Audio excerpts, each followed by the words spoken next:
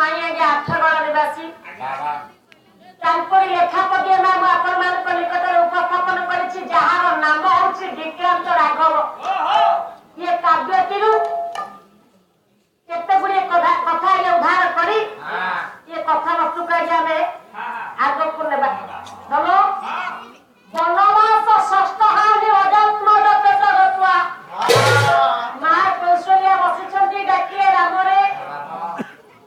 ଯେଉଁଦିନ ତୁ ବନବାସ ପାଇଁ ବାହାରି ଗଲୁ ଠିକ 6 ଦିନ ଯେଉଁଦିନ ହେଇ ତୋ ବାପା ଅଯୋଧ୍ୟାର ସମ୍ରାଟ, ଅଯୋଧ୍ୟାର ରାଜା ଦଶରଥଙ୍କର ବିୟୋଗ ହେଲା, ଚାଲିଗଲେ। ଲକ୍ଷ୍ୟ ସମନ୍ତ ସଂଖ୍ୟା ନିର୍ଗତ ଅନ୍ଧସୁତ ପ୍ରଶ୍ନ।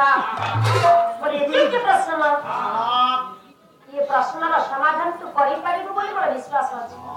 ପ୍ରଶ୍ନ କହରେ ଭଲ।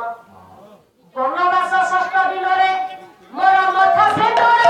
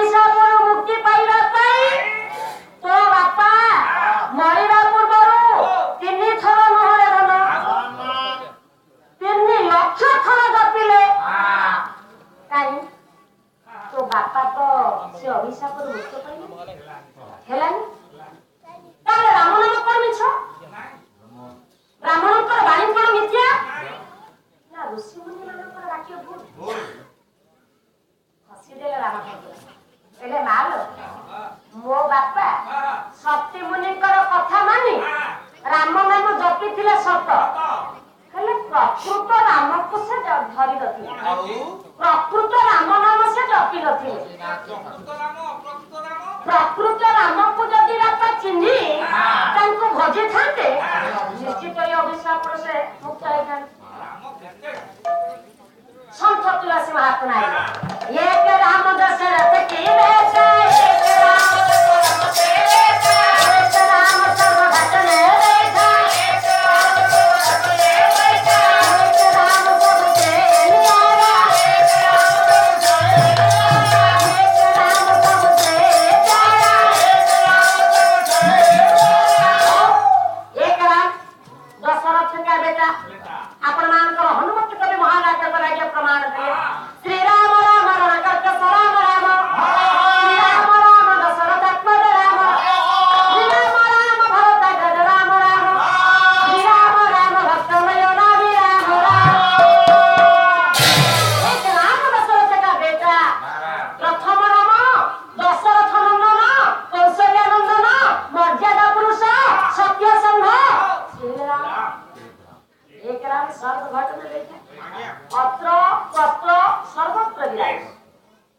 ये गोटे रकम नु गोटे रकम आगे सब घटरे सब स्थान से राम आज्ञा अच्छा आपण मानकर भागवत कार अति बड़ी महात्मा जे छाड़ी छथि कि कौन से कथा करिया छाड़न से कौन करिले आज्ञा राम जेहेतु नारायण गोटे पदा जे सही न्याय रे बाबा भागवत का टीका देले अति बड़ी महात्मा आज्ञा कौन करिले ये सकल घटे नारायण घटे सकल घटे नारायण पुनर्बार कवि मध्य कहिले अति बड़ी महात्मा काष्ट पाषाण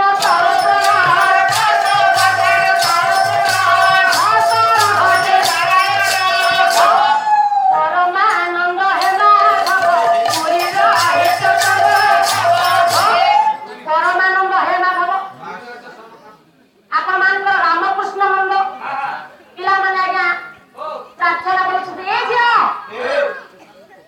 जड़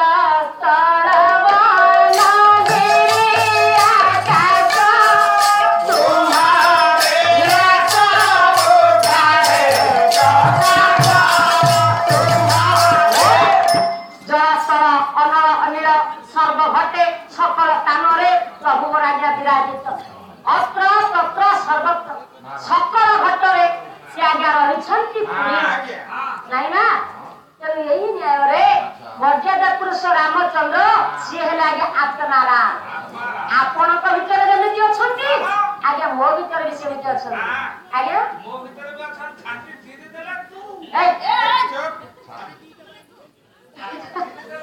अरे साधारण ज्ञान कुआडे गले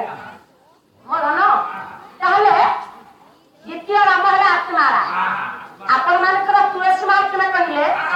एक राम सबसे निरा कहानी से नुह समस्त ठार हिर्ण टीका करे आपण मानकर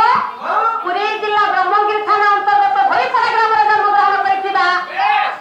परबा मठर महंत अभिन्न सुंदर श्री श्री ठाकुर विराम परमहंस 1904 मसिया माघ मास त्रिवेणी अमावस्या सोमवार आइले दृष्टि देखे गजल ज्योति रे दृष्टि देखे ये गजल ज्योति रे समर्थन रही हाय से पूरे ताको के